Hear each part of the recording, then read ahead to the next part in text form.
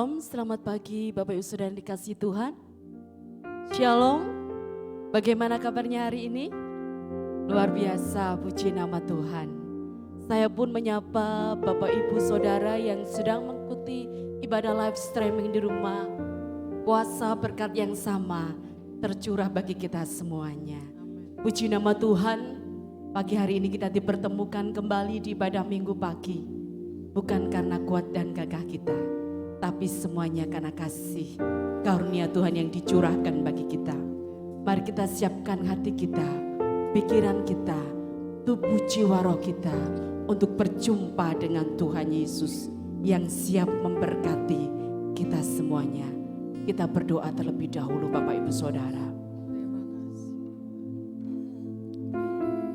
Kami bersyukur Tuhan. Sungguh hati kami limpah dengan syukur kepadamu Bapa di surga. Bahwasanya pagi hari ini kami boleh bertemu kembali di ibadah minggu pagi hari ini. Semuanya bukan karena kebetulan Tuhan. Semuanya adalah kasih karuniamu yang dilimpahkan bagi setiap kami. Terima kasih Bapa. Terima kasih untuk kesempatan pada pagi hari ini. Kami boleh menghirup udara yang segar yang dapat kami hirup Tuhan. Tubuh jasmani yang sehat dan diberkati Tuhan. Terima kasih. Terima kasih untuk penyertaan-Mu di sepanjang hidup kami Tuhan. Terima kasih buat kasih setia-Mu yang dilimpahkan bagi setiap kami. Kami percaya Engkau hadir di tengah-tengah kami. Siap memberkati kami. Siap memulihkan kami. Dan siap menolong kami. Terima kasih Bapa di surga. Terima kasih Tuhan. Terima kasih. Terima kasih Tuhan, Engkau baik. Engkau baik. Engkau sungguh baik. Engkau sangat-sangat baik bagi kehidupan kasih-Mu Tuhan. Bukti cinta kasih-Mu Engkau buktikan di kayu salib. Bukti cinta kasih Tuhan buat pengorbanan-Mu di kayu salib. Mengampuni setiap dosa kami, melayakkan kami. Terima kasih Tuhan. Terima kasih. Haleluya. Terima kasih Tuhan. Haleluya. Mari kan beri sembah syukurmu hanya kepada Tuhan. Sebab Dia yang layak disembah. Dia yang layak ditinggikan. Dia yang layak diagungkan. Dipuji dan disembah Tuhan. Haleluya. Huralamaya shikiralamaya ralamaya ralamaya shikiralamaya ralamaya. Huralamaya shikiralamaya ralamaya ralamaya shikiralamaya ralamaya. Hiralamaya shikiralamaya ralamaya ralamaya ralamaya shikiralamaya ralamaya ralamaya. Hiralamaya shikiralamaya ralamaya shikiralamaya ralamaya shikira. Haleluya. Haleluya.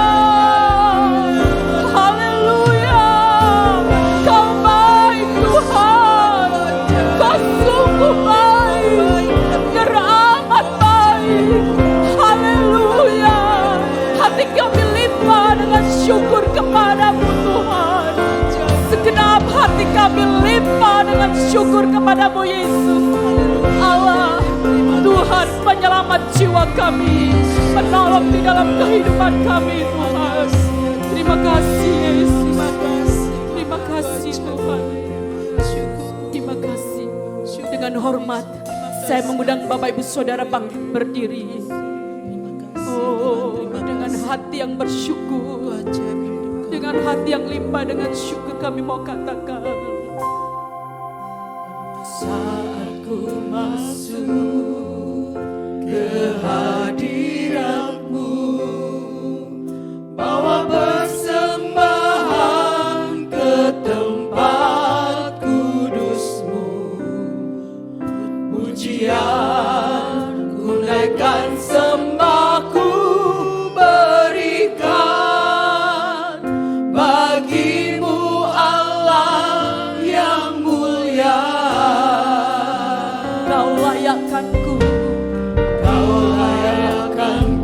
menghampirimu Tuhan. Amin. Melihat tata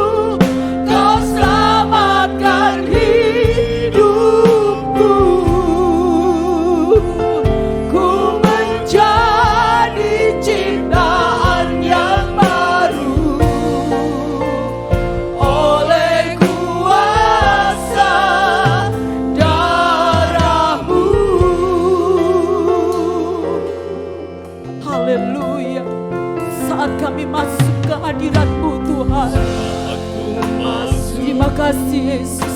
Kehadiran Terima kasih Bapa. bawa bersama Terima kasih.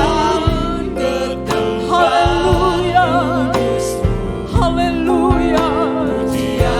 Pujian kami naikkan. sembahku Sembah hanya untuk Engkau Tuhan. bagimu Haleluya Yesus. yang mulia. Kau layakkan kami.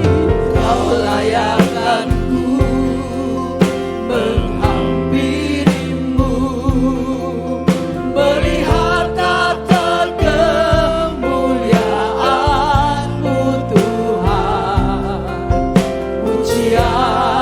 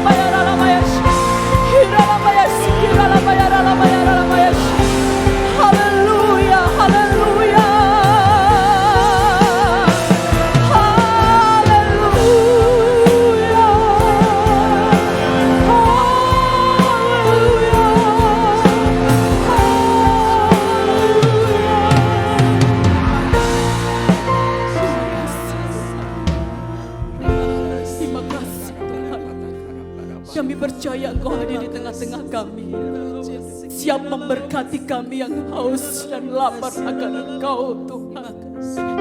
Uralamaya shikira lamaya ralamaya shikira lamaya ralamaya iralamaya shikira lamaya ralamaya ralamaya shira lamaya ralamaya. Tuhan baik, Tuhan dahsyat, Tuhan hebat, Tuhan mulia, Tuhan berkuasa, yang layak kami sembah dan kami tinggikan, yang layak kami sanjung dan kami agungkan, sebab Engkaulah Tuhan Raja di atas segala raja, Allah yang dimuliakan, Allah yang kami sembah, Allah yang mengasihi kami, yang mencintai kami dan menolong kami. Terima kasih Tuhan, terima kasih. Kami mengucap syukur Tuhan, dan kami menyerahkan ibadah pada pagi hari ini ke dalam tangan-Mu. Bekerjalah atas kami, dan atmosfer surgawi memenuhi tempat ibadah kami Tuhan. Kami yang sakit kami disembuhkan, kami yang membawa beban itu dilepaskan, kami yang berkekurangan kami dicukupkan, sebab Tuhan kami sumber berkat, sumber pertolongan bagi setiap kami. Terima kasih Bapa di surga, terpujilah nama-Mu Tuhan. Segala pujian, hormat, dan kemuliaan hanya bagi Engkau Yesus, Tuhan, Raja di atas segala raja. Demi nama Yesus, mari yang siap memuji Tuhan katakan amin. Beri tepuk tangan yang paling meriah buat Raja kita. Haleluya, Ku diberi kuasa. Amin. Segala puji bagi Engkau Tuhan, segala hormat dan kemuliaan hanya bagi Yesus. Engkau yang layak kami sembah. Amin.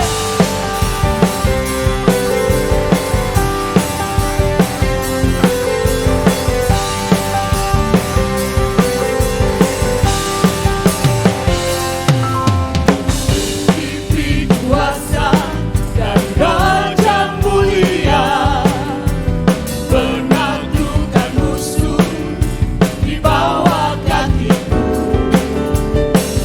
Pakai kuasa dan Raja mulia, bila Allah ada bersamaku, siapa jadi lawanku? Sungguh besar Kau Tuhanku, Engkau merisau hidupku. Ku berdiri dengan iman, iman dalam Yesus Tuhan. Kau yang memberi kemenangan, ku bersorak merayakan. Terpujilah Kau Raja segala raja. Haleluya.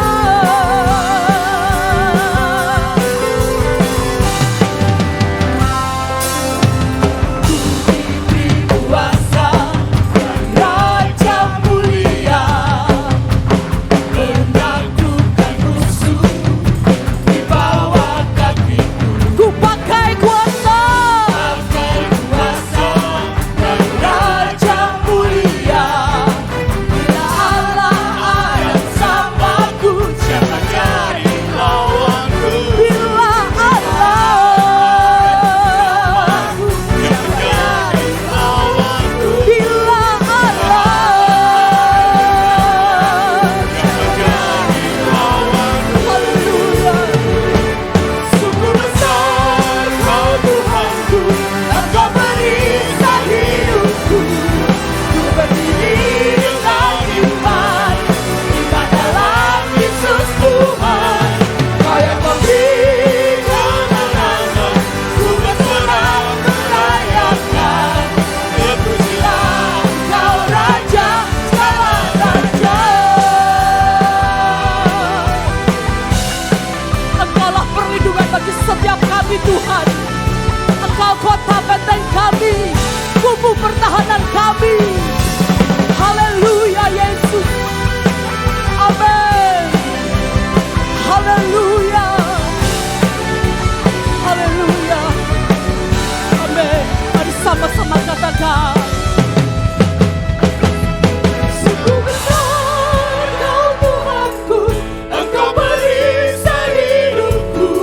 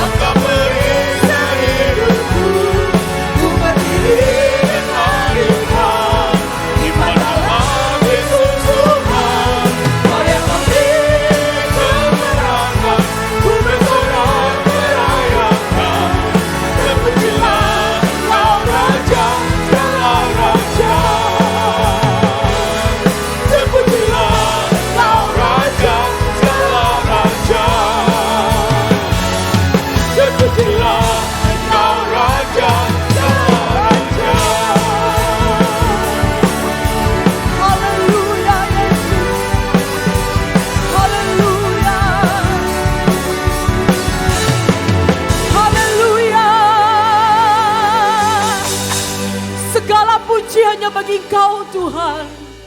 Terima kasih. Terima kasih Tuhan. Tetap dalam hadirat Tuhan Bapak Ibu Saudara. Terima kasih Tuhan. Roh-Mu yang memampukan kami bisa melalui semuanya.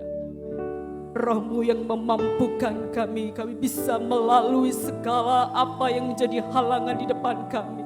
Masalah-masalah kami. Kami percaya penuh kepada-Mu Tuhan. Terima kasih. Haleluya. Amin. Roh-Mu yang hidup penuhiku, mengalir dalamku.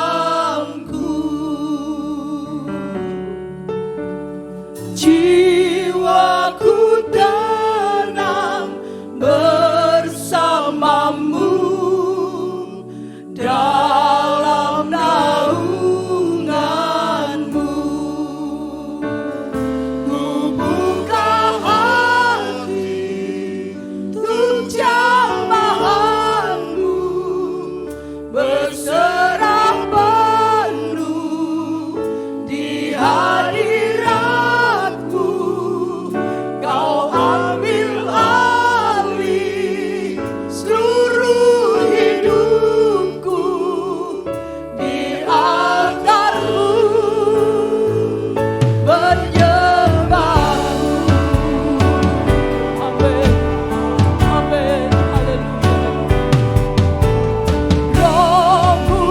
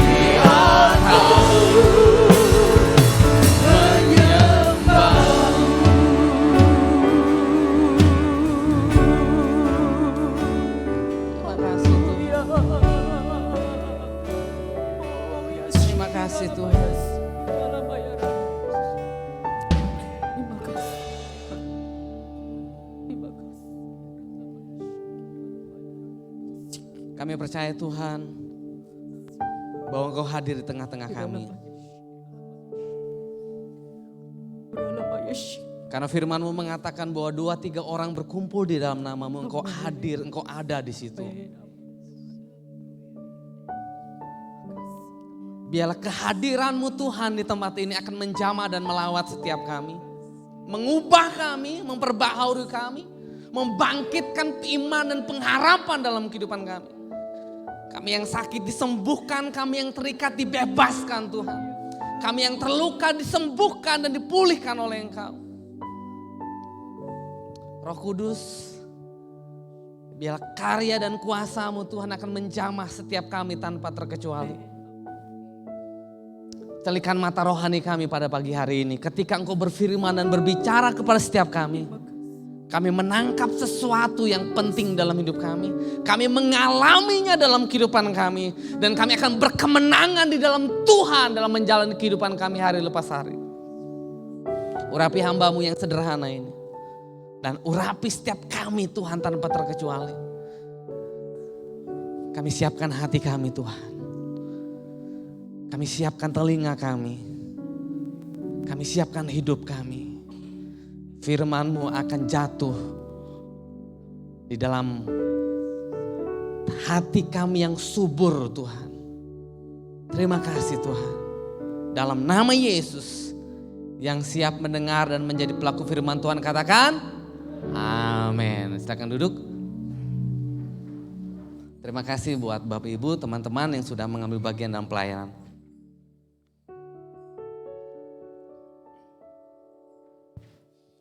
Shalom Bapak Ibu. Shalom. Nah, pagi hari ini saya akan menyampaikan firman Tuhan. Saya berikan judul Roh Kudus sebagai pelatih.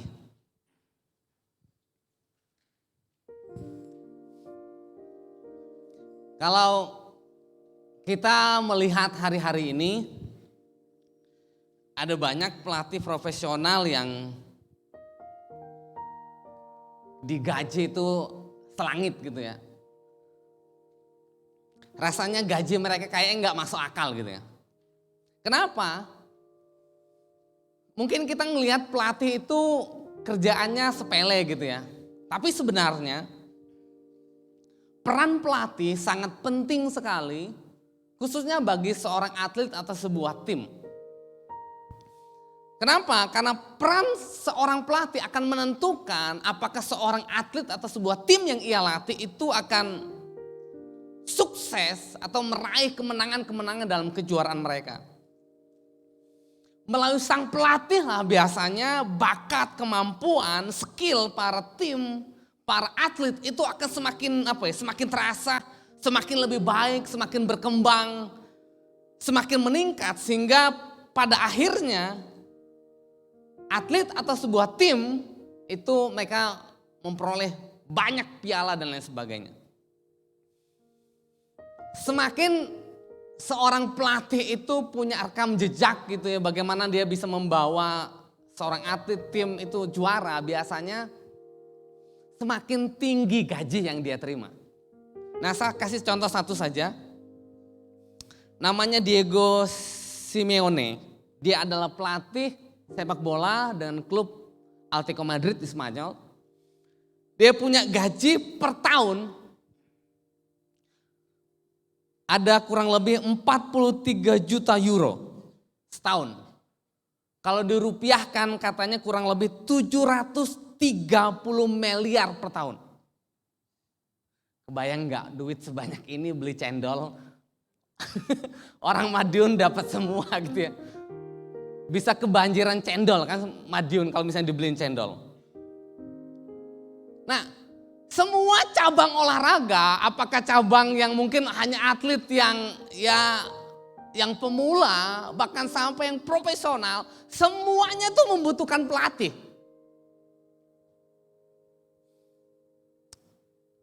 Bukan hanya dalam bidang olahraga, kalau kita lihat hari-hari ini, kelihatannya semua aspek kehidupan kita itu pasti ada pelatih-pelatihnya. Pasti ada orang-orang ahli di dalamnya. Contohnya, dalam bidang kebugaran. ya kan, ada pelatihnya, ada trainernya. Dalam bisnis ada juga pelatihnya. Dalam bidang musik ada pelatihnya. Dalam bidang kepemimpinan ada pelatihnya. Dalam bidang rohani ada pelatihnya. Jadi semua area, semua bidang kehidupan kelihatannya jarang sekali yang tidak ada pelatihnya. Dan semua kita membutuhkan pelatih. Nah, kabar baiknya hari ini buat kita adalah bahwa kita memiliki pelatih kehidupan untuk semua aspek kehidupan kita. Dan kita gak perlu bayar dengan uang. Amin. Yaitu siapa? Allah Roh Kudus. Roh Kudus adalah pribadi yang kita sering kenal, yaitu Trinitas. Roh Kudus adalah Allah itu sendiri. Nah, Roh Kudus salah satu fungsinya yang bisa kita temukan kalau kita belajar Alkitab adalah melatih orang-orang percaya. Dia adalah pelatih yang, saya percaya dia adalah pelatih yang terbaik dalam hidup kita. Dia adalah pelatih yang sempurna dalam kehidupan kita. Kenapa? Karena Allah Roh Kudus mengerti siapa kita. Dia tahu siapa kita, kelemahan kita apa, kelebihan kita apa, kemampuan-kemampuan kita apa. Dia tahu semua latar belakang hidup kita. Sehingga ketika kita mau dididik, dilatih, diajar oleh Roh Kudus dalam kehidupan ini, maka saya yakin kita akan menjadi orang Kristen yang bertumbuh. Menjadi orang Kristen yang bertambah. Menjadi orang Kristen yang akan berbuah menjadi lebih baik lagi. Kalau kita membaca dalam Ibrani pasal 12 ayat 1, dikatakan seperti ini. Karena kita mempunyai banyak saksi, bagaikan awan yang mengelilingi kita. Marilah kita menanggalkan semua beban dan dosa yang begitu merintangi kita. Dan apa? Dan berlomba dengan tekun dalam perlombaan yang diwajibkan bagi kita. Kalau kita membaca ayat ini, firman Tuhan menggambarkan bahwa kehidupan kita itu adalah sebuah pertandingan. Betul? Hidup ini adalah sebuah perlombaan yang kita mau gak mau, suka atau tidak suka. Kita ini sedang berlomba. Dan dunia ini adalah arena atau gelanggang di mana kita akan bertanding dalam hidup kita. Kalau kita ingin menjadi seorang pemenang dalam pertandingan kehidupan kita, salah satu kuncinya adalah mau gak kita dilatih sama pelatih agung kita, yaitu Roh Kudus. Bersediakah kita memberi diri kita, memberi hati kita, memberi waktu kita benar-benar dilatih.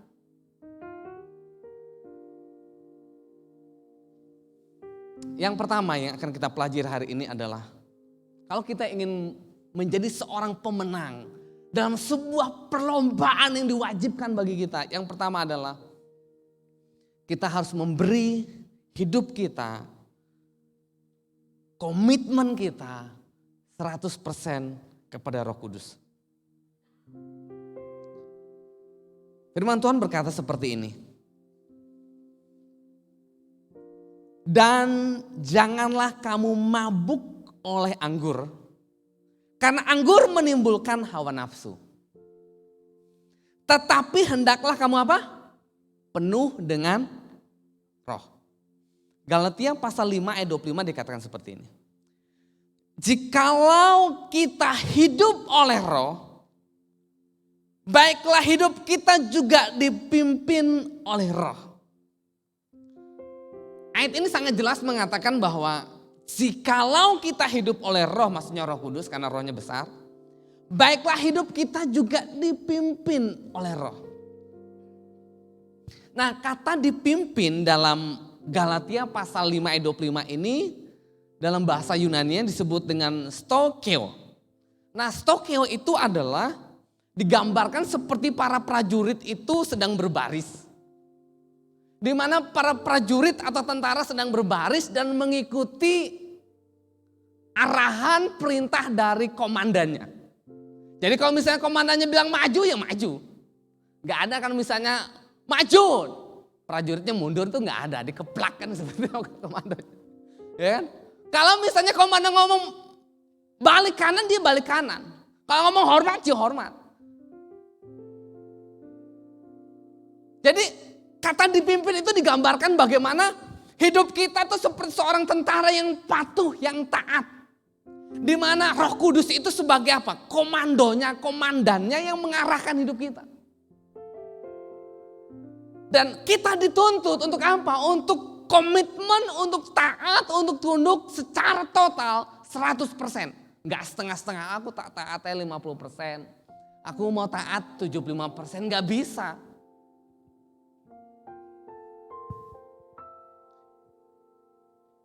Kalau kita yang mau dilatih oleh Roh Kudus, pelatih agung kita, pelatih terbaik kita, sehingga kita menjadi orang Kristen yang berkembang, bertumbuh, berbuah dalam kehidupan kita, mau nggak mau kita harus mengambil keputusan ini dalam hidup kita, menyerahkan hidup kita untuk taat, komitmen 100% kepada Tuhan. Amin Bapak Ibu. Kita nggak bisa setengah-setengah ikut Tuhan, nggak bisa. Seperti seorang atlet gitu ya dia akan ikuti perintah pelatihnya, nek lagi moodnya seneng gitu, nggak bisa. Dia nggak mungkin bertumbuh, nggak mungkin berkembang kemampuannya.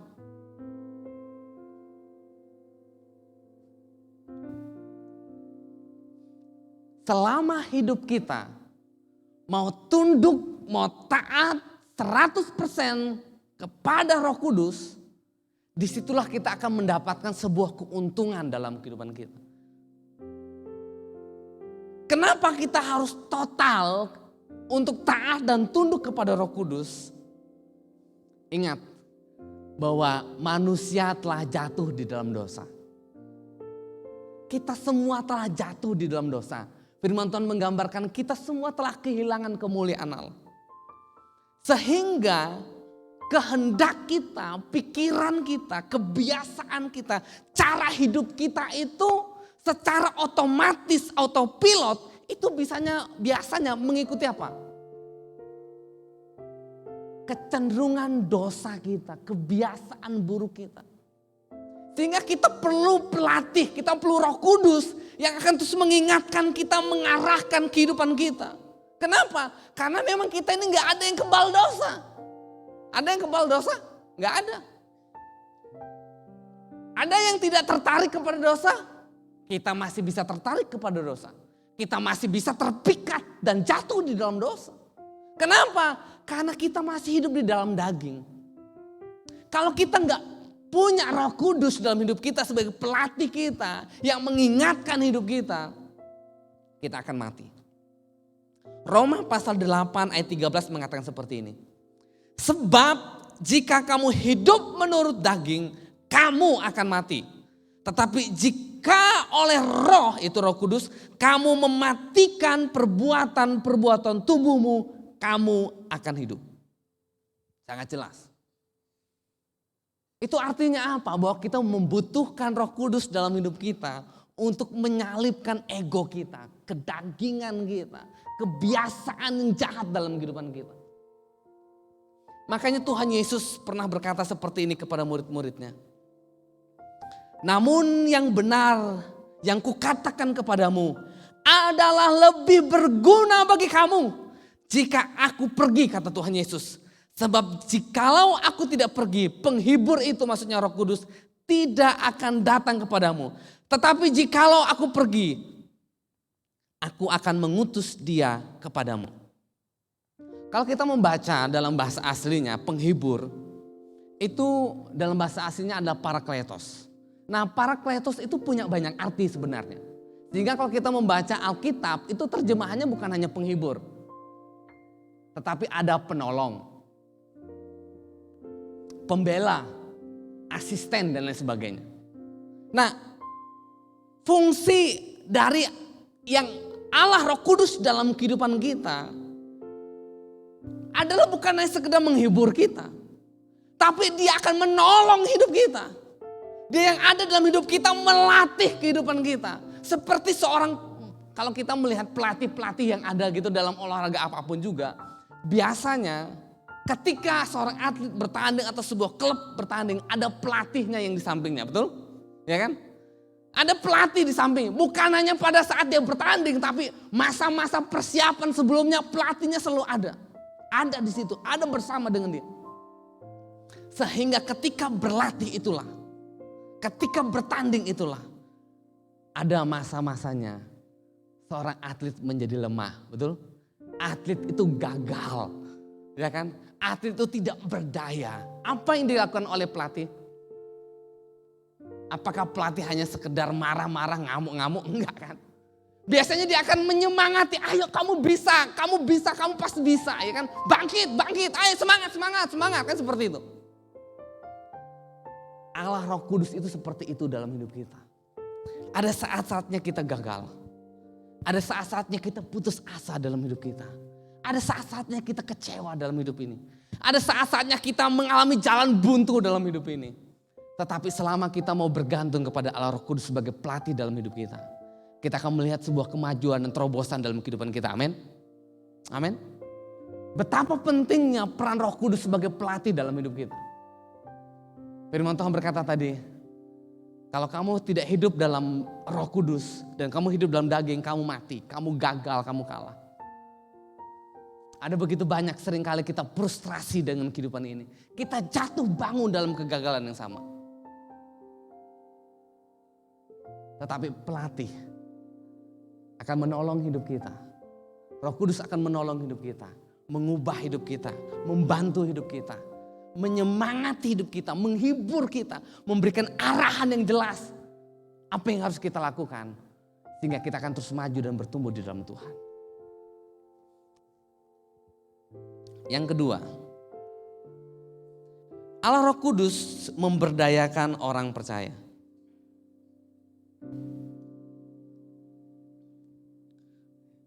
Kisah Para Rasul pasal pertama ayat yang ke-8 dikatakan seperti ini.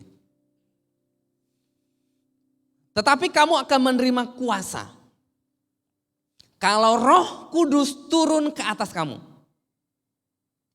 Dan kamu akan menjadi saksiku di Yerusalem dan di seluruh Yudea dan Samaria dan sampai ke ujung bumi. Kalau kita membaca ayat-ayat secara keseluruhan dalam firman Tuhan, maka kita akan menemukan bahwa sebenarnya Roh Kudus itu bukan hanya sekedar memberikan kepada kita kuasa, betul? Ya kan? Tapi Roh Kudus itu juga menumbuhkan buah roh dalam hidup kita. Artinya apa? Roh Kudus sedang membentuk karakter dalam kehidupan kita. Roh Kudus bukan hanya menumbuhkan buah roh dalam hidup kita. Tapi Roh Kudus juga memperlengkapi orang percaya dengan apa? Karunia-karunia yang begitu kaya dalam firman Tuhan. Dan karunia-karunia itu adalah harta karun, senjata yang begitu berharga dalam kehidupan kita. Nah, Roh Kudus datang, Roh Kudus hadir, Roh Kudus berdiam dalam hidup kita. Itu bukannya sekedar sebagai aksesoris biasa. Bukan, tapi Roh Kudus sedang memberdayakan hidup kita.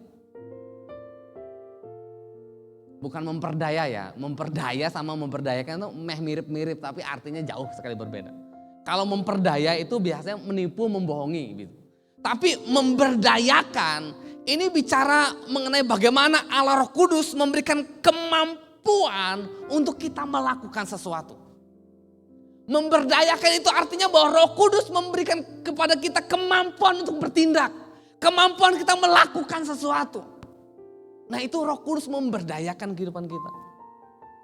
Sehingga ketika Roh Kudus hadir, waktu kita terima Tuhan Yesus secara pribadi dan kita dibaptis dipenuhi Roh Kudus, maka ada kemampuan, ada talenta, ada karunia, ada kecakapan, ada kesanggupan, skill-skill di mana hidup kita pada akhirnya yang dulunya tidak berdaya.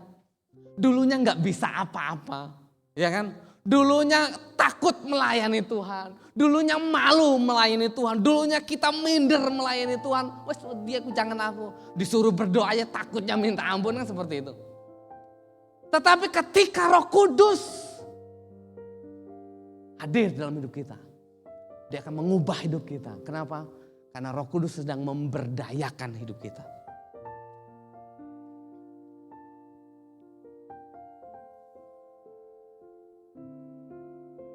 Saya mengutip pernyataan dari Oswald Chambers mengatakan seperti ini. Jika roh Allah yang maha kuasa bekerja, maksudnya bekerja dalam hidup kita, jangan pernah berkata, aku tidak bisa. Ketika Roh Kudus bekerja dalam hidup kita, ketika Roh Kudus memberdayakan hidup kita, ketika Roh Kudus memperlengkapi hidup kita, siapapun kita, usianya tua muda, latar belakang kita bagaimanapun masa lalunya, jika Roh Kudus bekerja dalam hidup kita, jangan pernah berkata aku tidak bisa. Amin. Jangan pernah aku berkata aku malu. Jangan pernah berkata saya tidak mampu melakukannya.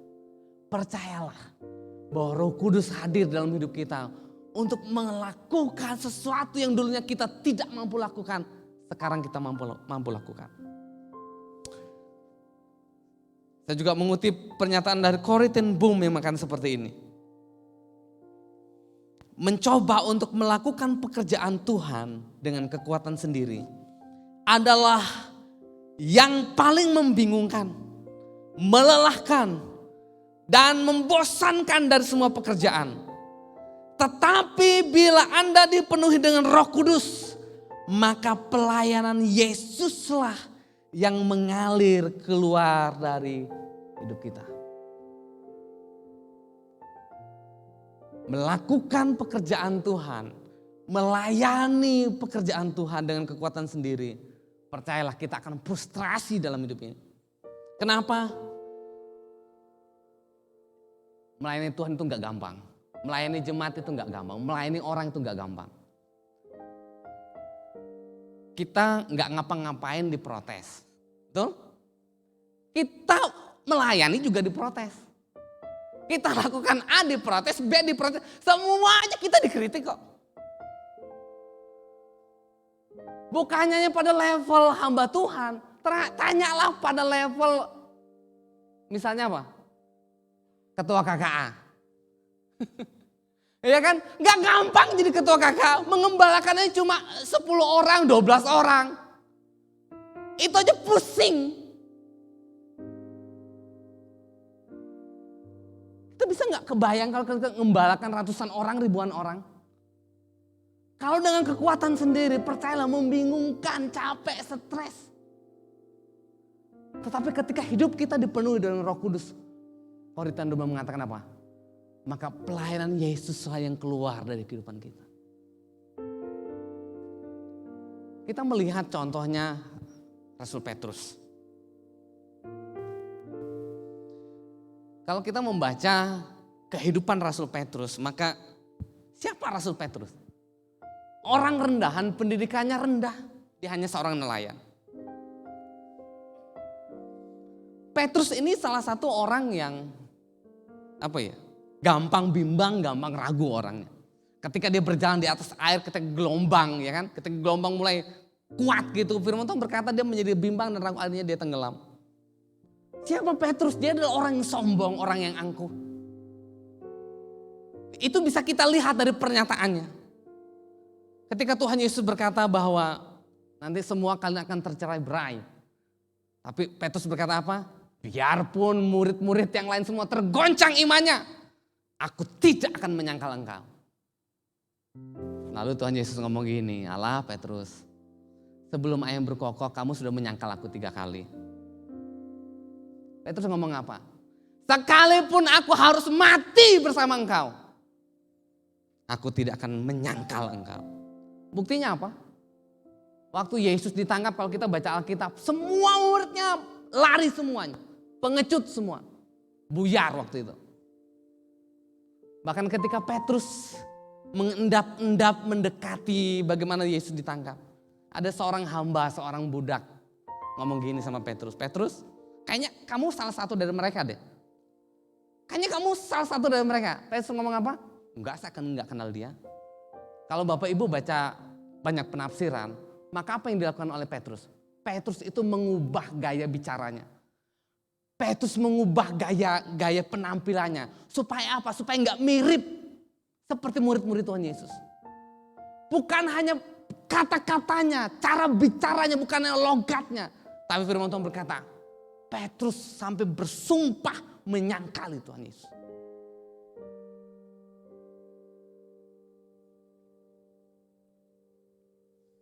Bahkan ketika Tuhan Yesus mati di salib, murid-muridnya Yesus termasuk Petrus, mereka bersembunyi. Kalau kita hanya melihat sampai di titik ini, kelihatannya Petrus sudah nggak punya harapan lagi. Tapi yang luar biasa, kalau kita membaca dalam Kisah Para Rasul pasal yang kedua dan seterusnya, kita akan melihat sebuah titik balik kehidupan yang luar biasa. Kenapa? Karena Roh Kudus memenuhi kehidupan Petrus dan murid-muridnya pada saat itu. Membaptis mereka. Sehingga Petrus berkhotbah pada saat itu. 3.000 orang berkhotbah. 3.000 orang bertobat. Ketika dia datang ke bait Allah untuk berkhotbah. Dia lihat orang lumpuh itu disembuhkan oleh dia. Di bait suci dia ditangkap orang. Dan dilarang untuk berkhotbah menyebut nama Yesus. Tapi Petrus enggak peduli. Keluar dari situ dia berkhotbah lagi. Petrus membangkitkan Dorcas yang mati. Hanya bayangan Petrus bisa menyembuhkan banyak orang. Bahkan pada akhirnya kita tahu bahwa Petrus berani mati bagi Tuhan. Petrus berani mati bagi Tuhan. Kalau kita ingat bagaimana sejarah gereja mencatat ketika begitu penganiayaan luar biasa di kota Roma. Maka Petrus mau melarikan diri. Tetapi ketika dia melarikan diri keluar kota dari kota Roma, tiba-tiba dia bertemu dengan Tuhan Yesus. Lalu Petrus bertanya seperti ini, Quo vadis Domine? Yang artinya, Tuhan mau kemana? Lalu Tuhan menjawab seperti ini, saya mau disalibkan untuk yang kedua kalinya. Ketika Petrus mendengar itu, dia balik lagi ke kota Roma. Sejarah gereja mencatat, dia bukan hanya mau mati disalibkan bagi Kristus, tapi bahkan dia merasa tidak layak mati disalibkan dengan kepala ke atas, tapi dengan kepala ke bawah. Ada sebuah transformasi yang luar biasa dalam kehidupan Rasul Petrus. Mengapa hal itu bisa terjadi? Karena Roh Kudus memberdayakan kehidupannya. Mungkin hari-hari ini hidup kita seperti Petrus yang belum dibaptis Roh Kudus. Mungkin hari-hari ini mungkin kehidupan kita seperti Rasul Petrus yang belum dijamah Roh Kudus. Mungkin kita merasa tidak berdaya, kita takut. Ya kan, kita putus asa dalam hidup kita, kita penuh dengan kegagalan dalam hidup ini. Tapi kabar baiknya hari ini adalah ada Roh Kudus yang mau melatih dan mengubah hidup kita, amin.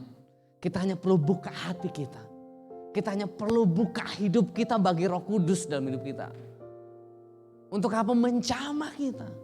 Sehingga saya percaya bahwa ketika Roh Kudus hidup dalam hidup kita, Roh Kudus akan memakai hidup kita. Sehingga kita tidak perlu membatasi diri kita untuk dipakai oleh Tuhan dalam hidup ini. Kita tidak perlu membatasi diri kita lagi. Bagaimana cara Allah akan memakai hidup kita dengan luar biasa. Yang terakhir.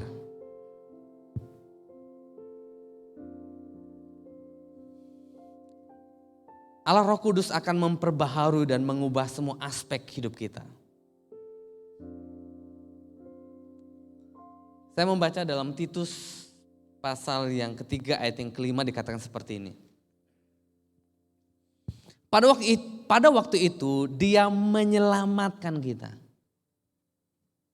Bukan karena perbuatan baik yang telah kita lakukan. Tetapi karena rahmatnya oleh permandian kelahiran kembali. Dan oleh pembaharuan yang dikerjakan oleh Roh Kudus. Nah, kata pembaharuan itu punya pengertiannya seperti ini, direnovasi. Perombakan total sehingga menjadi lebih baik.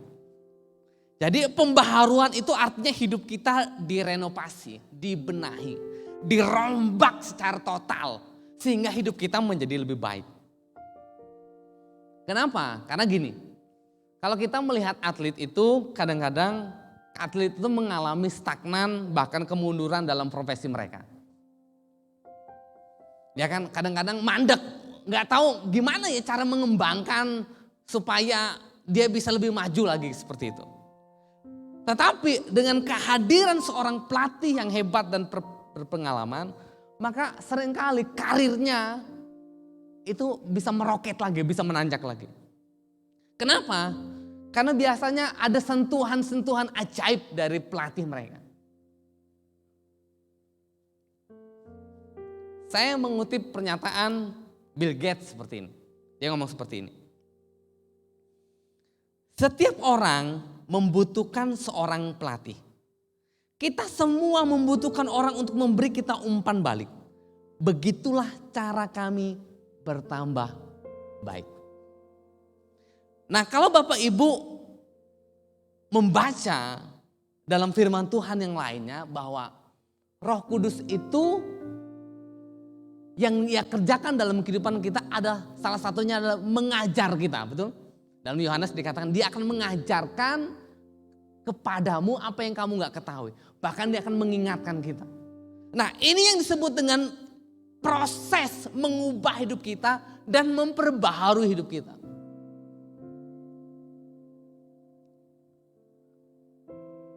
Saya katakan seperti ini.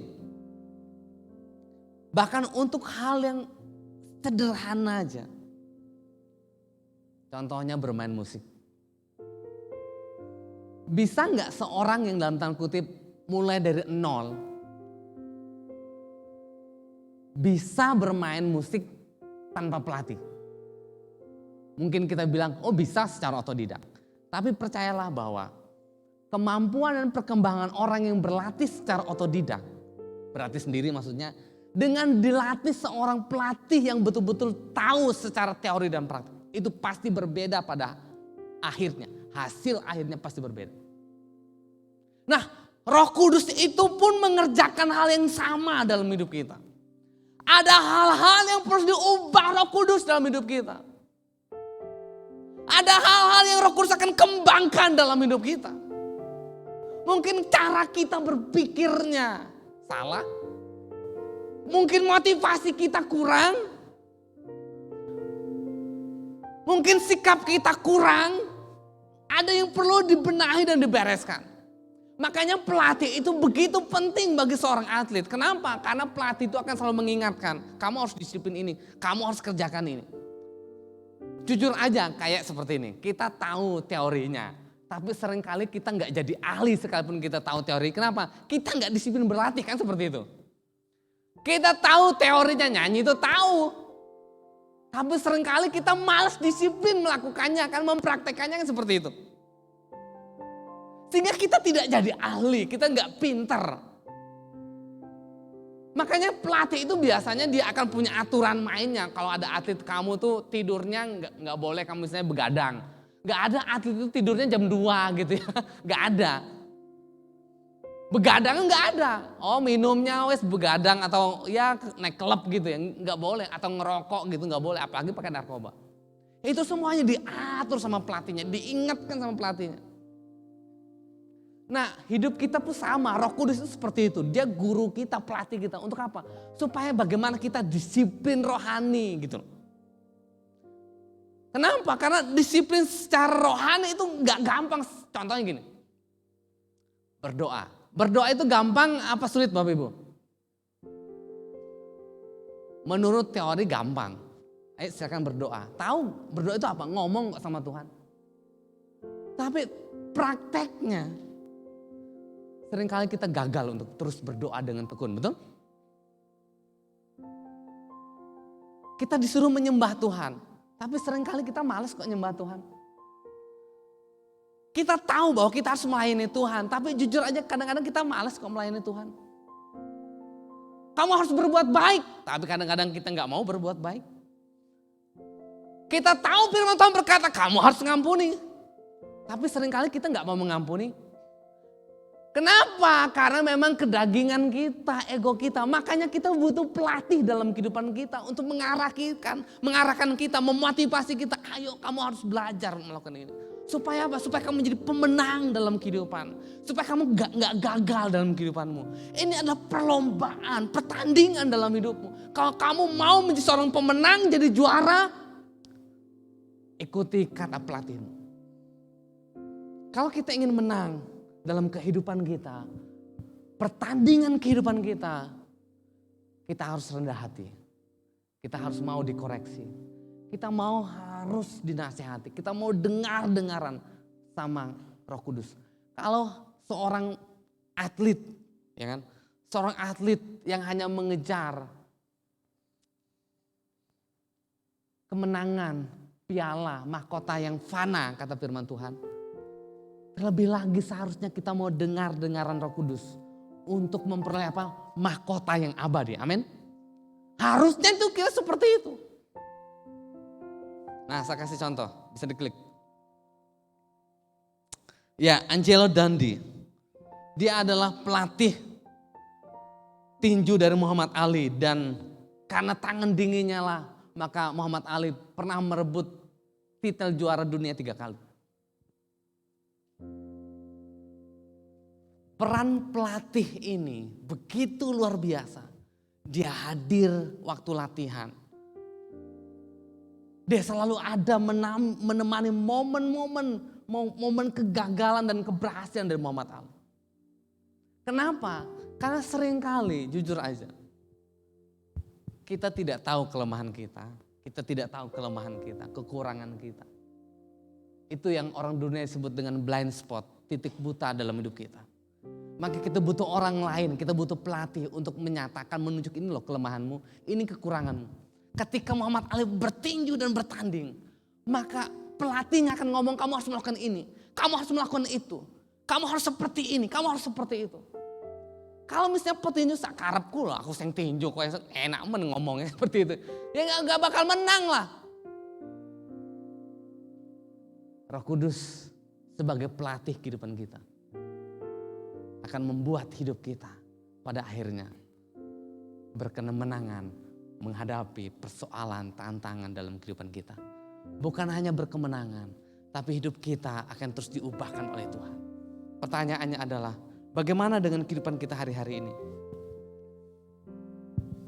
Apakah kita sedang tidak berdaya? Apakah kita sedang putus asa? Apakah kita sedang tenggelam dalam kekecewaan hidup kita? Kita perlu datang kepada Roh Kudus, amin. Mungkin kita sedang lelah. Kayaknya orang itu terlihat kita seperti apa ya? Dalam kehidupan kita itu seperti apa ya? Kayak orang sedang treadmill, soalnya treadmill ya. Jalan di tempat gitu. Udah keringetan, udah capek. Tapi gak kemana-mana, gak maju-maju. Tapi dengan Roh Kudus, kita akan mengalami kemajuan terobosan dalam kehidupan kita. Yang terpenting adalah bagaimana hubungan kita dengan Roh Kudus. Mau gak kita dipimpin Roh Kudus? Mau kita gak diajar oleh Roh Kudus? Saya percaya dengan situasi yang terjadi hari-hari ini, dalam dunia kita, dalam pelayanan kita dengan gereja kita, mau gak mau, kita mau cari Roh Kudus dalam hidup kita, amin. Dialah guru kita, pelatih kita. Dia akan mengarahkan hidup kita, menuntun hidup kita. Yang pada akhirnya kita akan mengambil sebuah keputusan yang tepat, pilihan yang tepat, tindakan yang tepat. Sehingga itu akan membawa kemenangan dalam kehidupan kita. Berbahagialah orang yang mendengar dan menjadi pelaku firman Tuhan. Mari kita bangkit berdiri bersama-sama.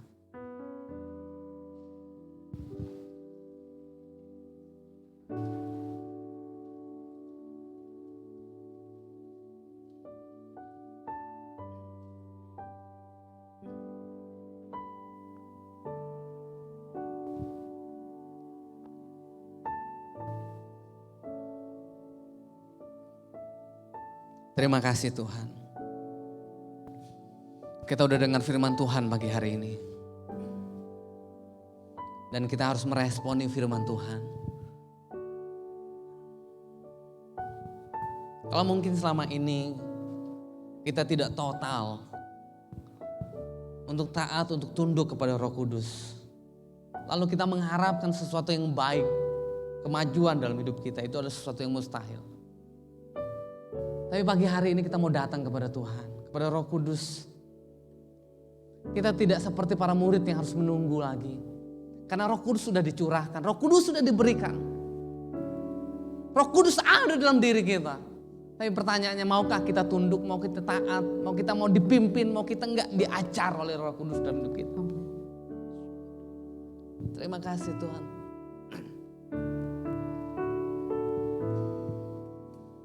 Roh-Mu yang hidup penuhiku, mengalirlah dalam hidup kami, Roh Kudus. Jiwaku tenang bersamamu dalam naunganku. Mari kita buka hati bersama-sama. Ku buka hati untuk jamahanmu, berserah penuh di hadiratmu. Kau ambil alih seluruh hidupku di altarmu, menyembahmu. Roh-Mu yang kudus pulihkan hidup kami. Roh-Mu yang kudus pulihkanku. Engkaulah damaiku. Ku hidup oleh anugerah-Mu yang menyertaiku. Kau yang selalu menyertai kami Tuhan, yang menyertai. Mari kita angkat tangan dan katakan, ku buka hati. Amin. Kami rindu jamahan-Mu saat ini, Roh Kudus. Kami mau berserah, kami mau mengandalkan Engkau. Kau ambil alih hidup kami di altar-Mu. Sekali lagi dengan kesungguhan buka hati. Ya, kami buka hati kami untuk jamahan-Mu Tuhan. Di hadirat-Mu Kau ambil alih seluruh hidupku di altar-Mu. Sekali lagi dengan sungguh-sungguh katakan, ku buka hati. Ini doa kami, ini permohonan kami, ini permintaan kami kepada Tuhan. Kami mau berserah kepadamu. Kau ambil alih seluruh hidupku di altar-Mu, menyembah-Mu. Mari kita menyembah Dia. Kami buka hati kami ya Roh Kudus. Kami buka hati kami Roh Kudus. Kami rindu jamahan-Mu. Kami rindu lawatan-Mu Roh Kudus. Oh, ini kami bencana rohani-Mu Tuhan. Kami buka hati kami. Oh, kami mau berserah. Kami mau berserah hanya kepada-Mu Tuhan.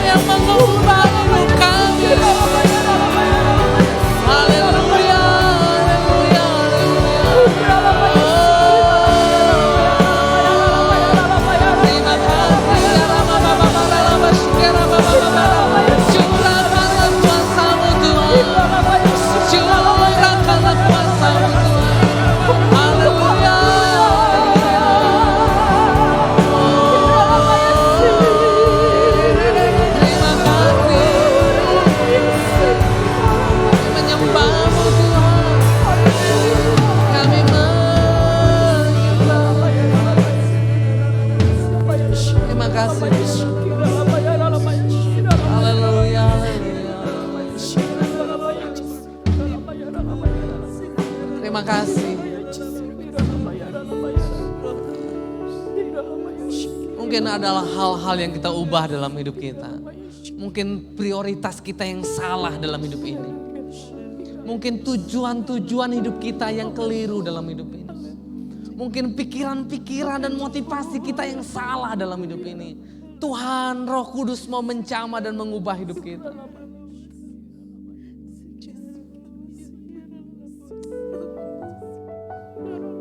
Mungkin kita sedang bergumul dengan kedagingan dalam hidup ini. Kita perlu Roh Kudus setiap hari untuk menyalibkan kedagingan kita. Sehingga kita tetap hidup oleh Roh. Kita tetap berjalan dalam kuasa Roh Kudus dalam hidup kita. Terima kasih Tuhan. Terima kasih Tuhan. Terima kasih. Terima kasih Tuhan. Mungkin selama ini kita merasa hidup saya seperti ini saja. Mungkin kita merasa tidak berdaya hari-hari ini. Saya nggak bisa berbuat apa-apa, saya nggak bisa bertindak. Saya nggak bisa melakukan apa-apa bagi Tuhan. Tapi Roh Kudus akan menolong hidup kita sehingga akan bertumbuh di dalam Tuhan. Sehingga setiap firman yang kita dengar itu akan menjadi iman. Setiap firman yang kita dengar itu akan kita lakukan dalam tindakan kita sehari-hari. Karunia-karunia Roh Kudus, buah-buah Roh itu akan mulai nampak dalam hidup kita. Tetapi tanpa Roh Kudus, semuanya itu tidak akan terjadi dalam hidup kita. Terima kasih Roh Kudus. Terima kasih Roh Kudus. Terima kasih Roh Kudus, Engkau hadir dalam hidup kami. Engkau melatih kami. Engkau menolong kami, Engkau menghibur kami, Engkau menyemangati kami. Terima kasih Roh Kudus. Terima kasih Roh Kudus. Engkau baik buat hidup kami. Terima kasih. Kalau mungkin Roh Kudus sedang mengingatkan kita dosa-dosa kita hari-hari ini. Karena firman Tuhan berkata bahwa Roh Kudus datang untuk menginsapkan kita akan dosa. Jangan keraskan hatimu. Jangan keraskan hatimu. Kalau ada sesuatu yang kita tahu ini salah dan Roh Kudus ingatkan, minta ampun kepada Tuhan. Minta ampun kepada Tuhan. Terima kasih Tuhan. Terima kasih Tuhan. Mari kita mengangkat tangan kita di hadapan Tuhan. Saya rindu berdoa bagi kita semuanya pada pagi hari ini. Baik yang ada di tempat ini maupun Bapak Ibu yang mungkin mengikuti ibadah secara streaming pada pagi hari ini. Tuhan, kami mengakui bahwa kami tidak bisa berbuat apa-apa tanpa Engkau Roh Kudus. Kami membutuhkan Engkau Allah Roh Kudus. Kami sangat membutuhkan Engkau. Kalau mungkin selama ini kami begitu frustrasi dengan kehidupan kami. Karena ketika kami melangkah berbuat ini dan itu dengan kekuatan kami manusiawi kami seringkali gagal. Kami seringkali mengalami jalan buntu dalam hidup kami. Ampuni kami. Kalau kami hanya mengandalkan kekuatan kami, hikmat kami, kemampuan manusiawi kami. Tapi pagi hari ini kami datang kepada Engkau Roh Kudus mengakui bahwa kami membutuhkan Engkau di atas segalanya dalam hidup kami.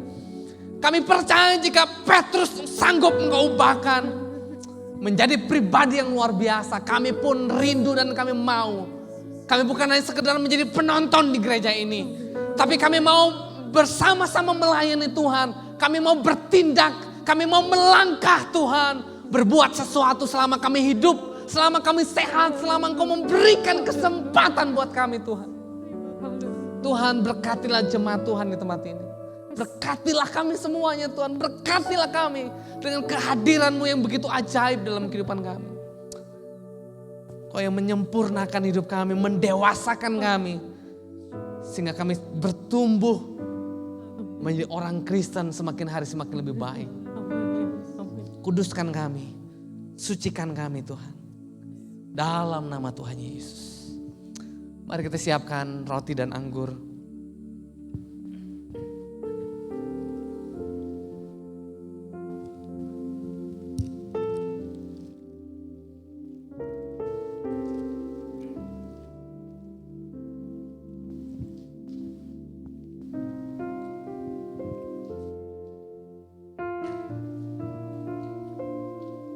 Terima kasih buat pengorbananmu, buat darahmu, buat kuasa salibmu dalam hidup kami.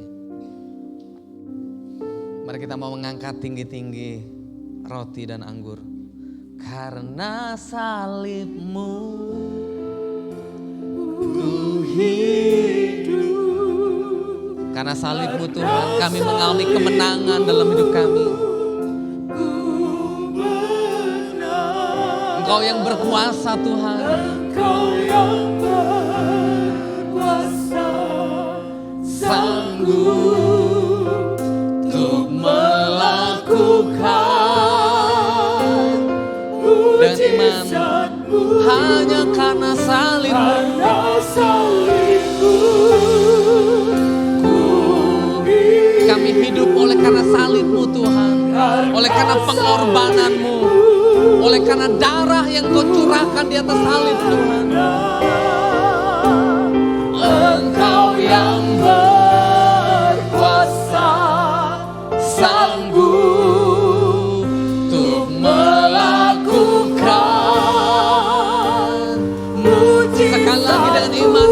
Karena salibmu. Karena salibmu ku hidup. Karena salibmu Amin. ku menang. Engkau yang berkuasa, sanggup untuk melakukan mujizatmu di hidupku.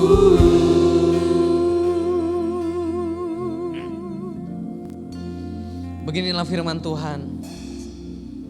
Sebab apa yang telah kuteruskan kepadamu, telah aku terima dari Tuhan.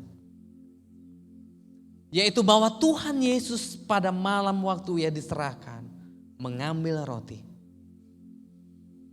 Dan sesudah itu ia mengucap syukur atasnya. Ia memecah-mecahkannya dan berkata, inilah tubuhku yang diserahkan bagimu. Perbuatlah ini menjadi peringatan akan aku. Biarlah perjamuan kudus ini, roti ini yang melambangkan tubuh Tuhan yang terpecah. Kita makan dengan iman kita dalam nama Yesus.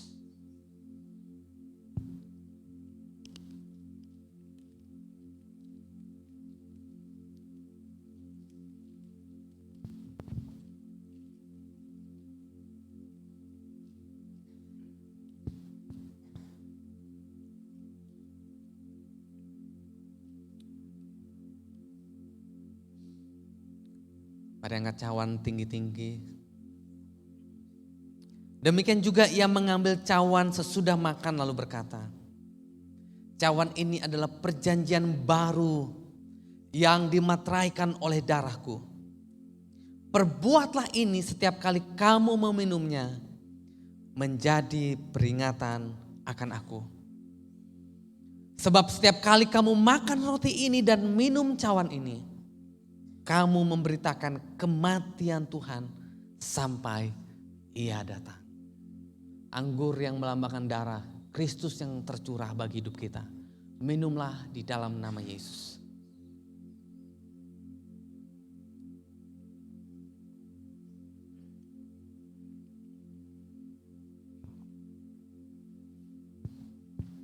Mari kita mengucap syukur untuk kasih setia Tuhan, pengorbanan Tuhan, kematian Tuhan, buat darahnya yang sudah tercurah bagi hidup kita. Kesengsaraan Tuhan Yesus yang ia alami, bahkan kematiannya di atas kayu salib, agar kita yang berdosa diampuni. Mari kita bersyukur kepada Tuhan. Tuhan, Kau baik buat hidup kami.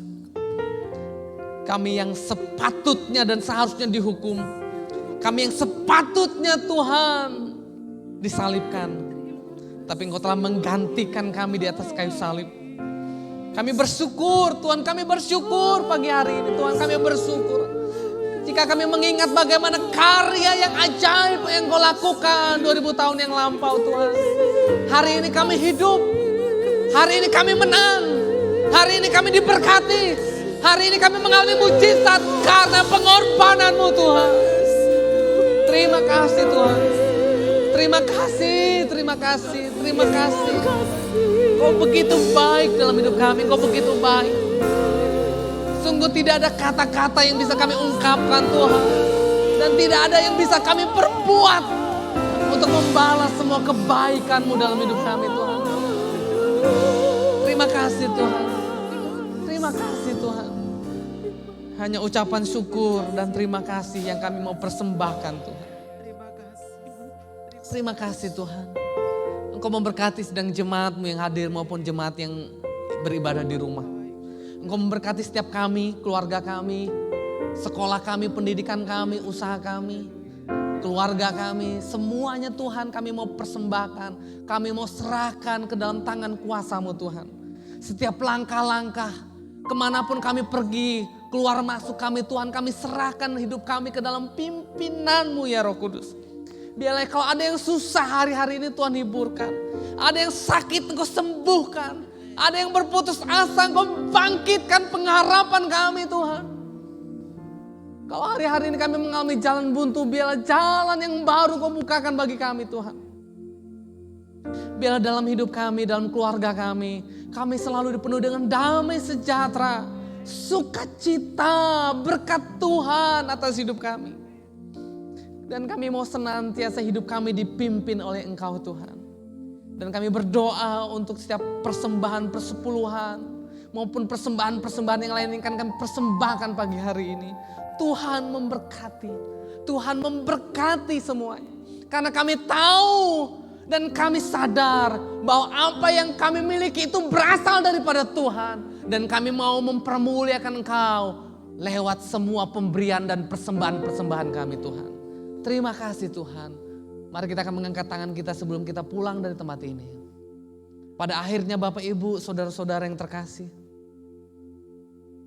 Terimalah berkat kasih karunia daripada Allah Bapa. Damai sejahtera dari Tuhan Yesus Kristus, Gembala Agung kita. Serta kuat kuasa Roh Kudus yang akan senantiasa memimpin, menopang, menguatkan kehidupan kita. Sehingga hidup kita akan terus mengalami kemenangan dan demi kemenangan. Terpujilah Engkau Bapa di dalam nama Tuhan Yesus. Yang percaya katakan amin. Berikan tepuk tangan yang meriah buat Tuhan kita. Karena Dia Allah yang luar biasa. Silakan duduk. Baiklah, kita akan mendengarkan pengumuman untuk acara-acara 1 minggu ke depan.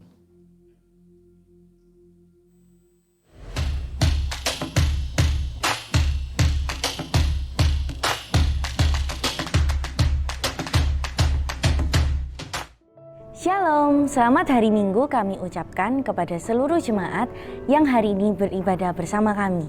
Kami juga mengucapkan selamat kepada rekan-rekan yang telah mengikuti baptisan air pada hari Jumat yang lalu. Kiranya terus maju dan tetap setia mengiring Yesus. Bagi para peserta baptisan air yang belum mengumpulkan foto ukuran 3x4 sebanyak 2 lembar, dapat segera menyerahkannya kepada saya supaya akta baptisan segera dapat diproses. Mari sejenak kita ambil waktu bersekutu dengan Tuhan di dalam doa-doa yang diadakan di gereja. Baik doa pagi setiap hari Selasa, doa pribadi Pondok Daud setiap hari Rabu, serta doa bersama setiap hari Jumat. Ibadah kenaikan Yesus ke surga akan diadakan pada tanggal 13 Mei pukul 7 pagi di gereja. Doa menjelang hari Pentakosta akan diadakan mulai tanggal 17 sampai 22 Mei. Informasi selengkapnya tentang jadwal doa Pentakosta dapat Bapak Ibu Saudara baca di warta gereja kita minggu ini. Jika Bapak Ibu Saudara ingin didukung di dalam doa, dapat menghubungi kami melalui sekretariat gereja, nomor call center gereja, atau melalui Google Form. Kami akan bersama-sama mendoakan apa yang menjadi pergumulan Bapak Ibu sekalian. Kami mengundang kembali Bapak Ibu Saudara untuk hadir kembali di ibadah minggu yang akan datang pukul 7 pagi dan pukul 5 sore. Di hari Minggu yang sama ada ibadah God's Arrow di gereja, ibadah sekolah minggu unit Breji yang diadakan di Gedung 31, serta ibadah sekolah minggu online yang dimulai pukul 9 pagi. Persekutuan yang indah setiap hari dengan Tuhan membuat kita semakin mengenal Dia. Tetap semangat, Tuhan Yesus memberkati. Terima kasih buat pengumumannya, biarlah kita akan terus memperhatikan pengumuman-pengumuman yang ada. Mari kita bangkit berdiri bersama-sama. Ku diberi kuasa dari Raja mulia, menaklukkan musuh di bawah kakiku. Kami memakai kuasa-Mu Tuhan. Pakai kuasa dari Raja mulia. Bila Allah ada bersamaku, siapa jadi lawanku? Katakan sungguh besar, Sungguh besar Kau Tuhanku, Engkau perisai hidupku. Ku berdiri dengan iman, iman dalam Yesus yang memberi Tuhan. kemenangan. Yang memberi kemenangan, ku bersorak merayakan. Terpujilah Engkau Raja, Selamat pagi semuanya, Tuhan Yesus memberkati. Kau Tuhanku, Engkau perisai hidupku. Ku berdiri dengan iman, iman dalam Yesus Tuhan. Kau yang memberi kemenangan, ku bersorak merayakan. Terpujilah Engkau Raja, segala raja. Sungguh besar Kau Tuhanku, Engkau perisai hidupku. Ku berdiri dengan iman, iman dalam Yesus Tuhan. Kau yang memberi kemenangan, ku bersorak merayakan. Terpujilah Engkau Raja, segala raja. Terpujilah, Terpujilah